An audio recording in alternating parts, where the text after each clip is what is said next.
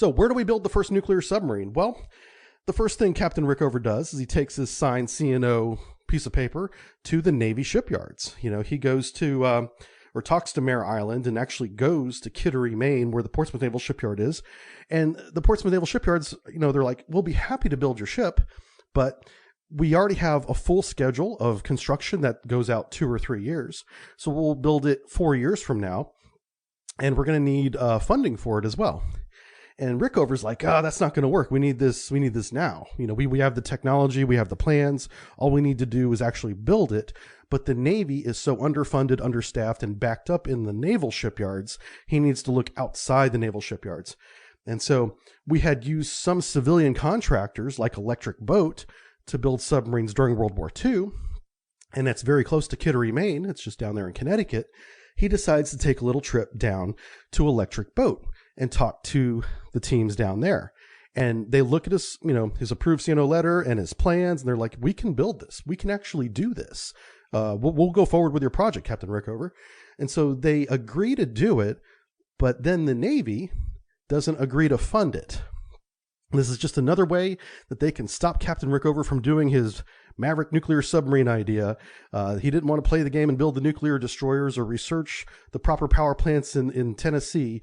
The Navy's certainly not just going to shell out millions of dollars to build this crazy project that he's running away with on his own, going around chains of command, talking directly to the Chief of Naval Operations. They're not going to give him the money, even though he has a signed letter from the CNO. The Navy says that means nothing without dollars behind it.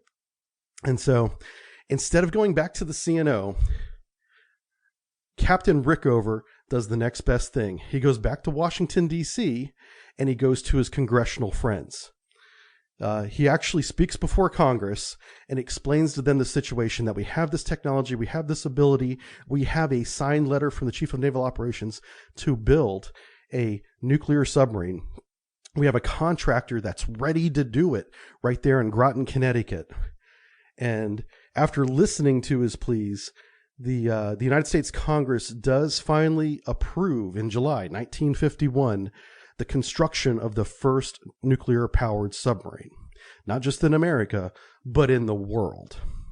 And in June 1952, the U.S. Nautilus SSN-571 keel is laid at the Electric Boat shipyard before a crowd of about 10,000 people, lots of fanfare, lots of congressmen there because they helped pay for it. Do you know who is not invited by the Navy? Captain Rickover. Captain Rickover sits in his ladies' room bathroom office down there at the Bureau of Ships in Washington, D.C., and is not invited to the keel laying ceremony.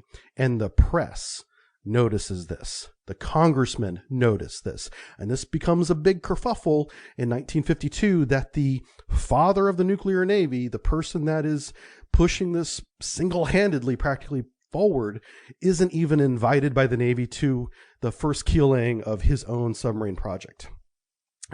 Something else the Navy does, because they want to get rid of him, is they've passed him over for promotion to Rear Admiral 3 times.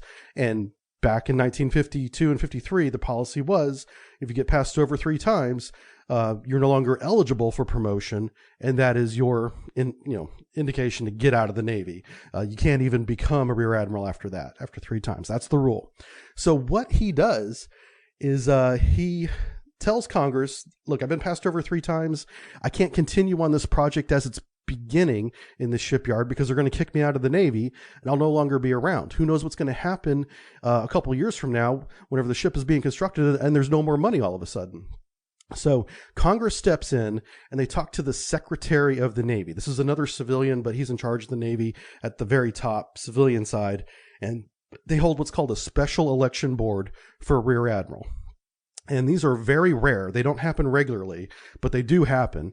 And so they hold a special election board looking at his career and everything he's accomplished, and they congressionally promote Captain Rickover to Rear Admiral Rickover, again, going around the Navy chain of command. And so it's just great to see this very determined guy hell-bent on getting his nuclear submarine approved and built despite everybody working against him. To keep listening to this audiobook, I've left you a link in the description so you can do it. at no cost thanks to Audible's 30-day free trial.